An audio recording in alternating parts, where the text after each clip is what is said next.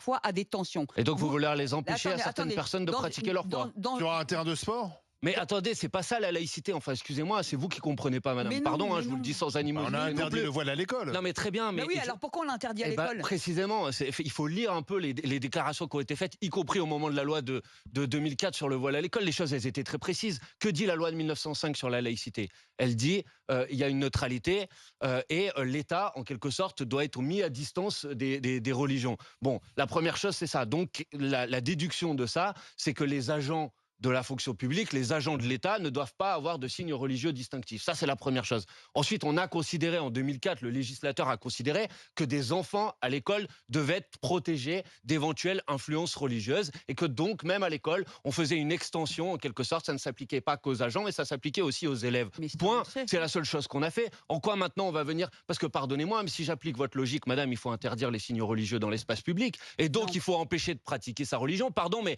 la Non. laïcité, ça garantit Mais en la mais- séparation de le voile, l'Église et de ce n'est l'État. pas n'importe quel signe Mais religieux, voilà, madame. voilà, Pourquoi c'est déjà. pas n'importe quel signe Mais alors- religieux? Bah, c'est quand même, pour beaucoup, un objet de soumission de la femme Mais- qui doit se protéger vous du avez le regard droit- de mais monsieur, du vous regard avez de le l'âme. droit C'est d'avoir quand même votre- ça, le voile. Vous avez le droit d'avoir votre propre appréciation Ah, c'est pas personnelle. mon appréciation, c'est l'appréciation, par Non. exemple, des femmes iraniennes qui parfois meurent parce Mais- qu'elles veulent simplement enlever le Non, voile. Enfin, si vous voulez ramener l'Iran dans le débat, il y a Ah juste non, mais une vous pouvez petite pas nous différence, dire, monsieur. vous pouvez pas nous dire que ce qui est un objet d'oppression en Iran est un objet de liberté en France. Ça peut pas. Non coller. mais monsieur, c'est vous qui faites, excusez-moi, l'Iran à C'est vous qui l'envers avez là. dit les femmes Pardon. sont libres de se voiler Non, ou mais- pas. Non, Exactement, elles sont en pas. Iran, elles ne sont pas Elles ne libres, sont pas. monsieur. Elles sont pas libres. Donc voilà, et vous, Donc, vous voulez leur imposer Elles de sont ne pas tous, l'être. elles l'ont pas. Alors bravo à Bompard, déjà que je trouve que parle très très bien, et moi j'aimerais qu'on arrête cette hypocrisie s'il vous plaît, de la soumission de la femme. J'en ai marre en fait, d'entendre des mecs déjà parler de soumission de la femme, ça me fait quand même mourir de rire, d'accord ?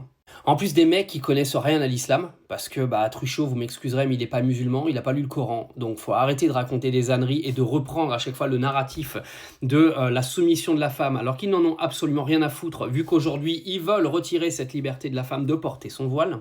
Le voile, je vais te dire pourquoi il dérange, parce que là Truchot il nous l'a dit, hein, tous les signes religieux sont acceptés, mais le voile lui il dérange. C'est pourquoi il dérange? Parce qu'il est voyant, tout simplement.